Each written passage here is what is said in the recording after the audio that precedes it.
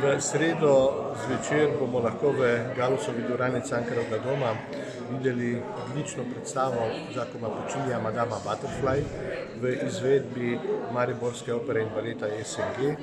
Predstavo smo zaradi slabe napovedi prestavili z Kongresnega trga v dvorano, pa tudi zaradi tega, ker so se spustili covidni ukrepi in seveda zdaj lahko prirejamo dogodke do polne zasedenosti tudi v zaprtih prostorih.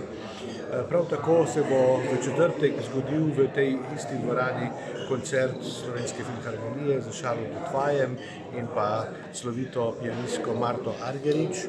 Na sporedu bodo dela Stravinskega in Prokofjeva. V petek kvartet Pozaun Branimirja Slokarja. Branimir Slokar je tudi umetniški vodja ljubljanskega festivalskega mojstrskega tečaja, ki se ga udeležujejo najboljši profesorji iz vseh evropskih glasbenih univerz in seveda veliko slušateljev iz vsega sveta. V naslednjem tednu nadaljujemo v ponedeljek na Kongresnem trgu z zborom Dunajskih dečkov. Potem bo nastopil komorni orkester Disonant z Markom Letonjo in pa Niko Gorič. Izvajali bodo Malerja, ki je, kot veste, v Ljubljani deloval v letih 1881-82 kot dirigent. In smo mu postavili tudi spomenik takrat, ko smo izvedli Malerjevo 8. simfonijo na otvoritvi Kongresnega trga leta 2011.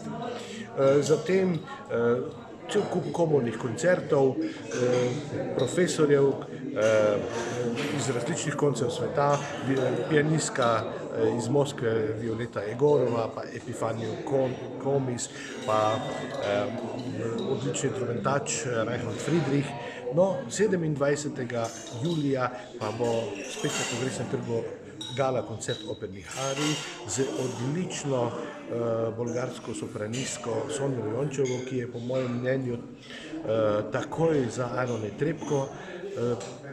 Tenorist bo Branko Robinšak, sodeloval pa bo seveda orkester Ljubljanske operne hiše, tako da se nam obeta prav imeniten operni večer.